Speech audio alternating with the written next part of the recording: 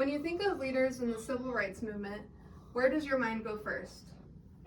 Understandably, for most of us, we think of people like Rosa Parks, Dr. Martin Luther King Jr., or Malcolm X, to name just a few. However, what if I told you there were others who came before? That an entire century before Rosa Parks refused to leave her seat on that bus, there was another woman who refused to leave a New York City streetcar. That's right, 100 years before Rosa Parks, there was another young woman who changed public transportation in New York City, and you've never even heard her name. As you can see in the picture, this is Elizabeth Jennings. According to Educators in America, she was a pioneer for desegregation and education in the African community in the 19th century. Once I heard about her story, I started reading articles and blog posts to learn more about her. It just did not sit right with me that such an important story had been swept under the rug. Today, my goal is to keep her legacy alive by telling you the impact she had not only in the civil rights movement, but in her community. To do so, I will have to start with some background on Elizabeth Jennings.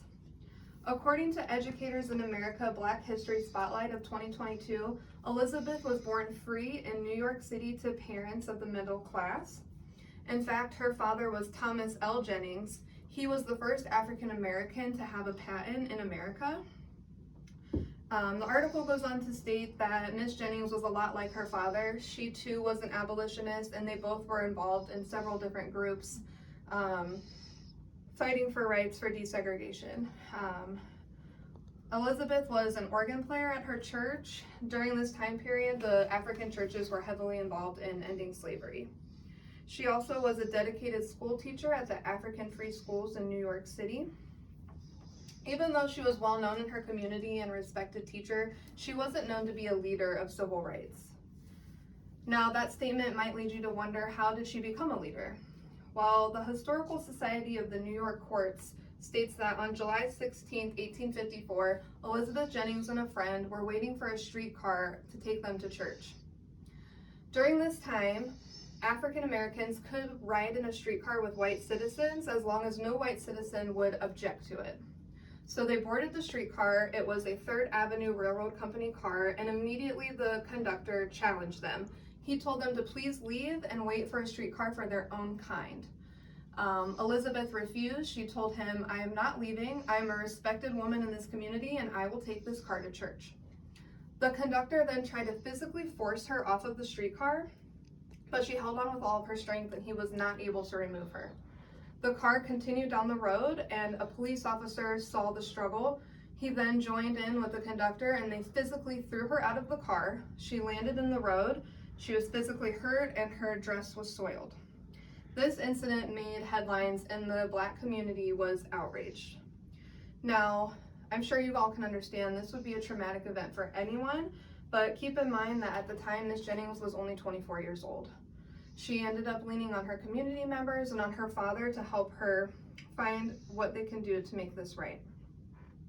Thomas L. Jennings had actually founded the Legal Rights Association in New York, and with their support, he ended up hiring white lawyers to bring justice for his daughter. The research conducted out of Georgia State University, titled The 19th Century Rosa Parks by Catherine A. Parada in 2013, tells us that this law office was Culver, Parker, and Arthur. The head attorney, Culver, he was an anti-slavery activist at the time. He took on this case because he thought it would be such a great opportunity to revolutionize public transportation in New York City. They sued the Third Avenue Railroad Company for $500 due to the fact that they stripped her of her public safety rights, which was a right for all citizens, Black or white. They ended up taking the court to the New York Supreme Court and winning $225 in damages. Now, this case then set into motion other railroad companies restructuring the way they handled Black and white citizens and keeping them separate. Now, this isn't to say that this ended discrimination against Blacks, because it didn't. However, it gave those victims of discrimination hope and a route to take to get justice, as Elizabeth Jennings did. After the hustle and bustle of the court case, Elizabeth went back to her daily life.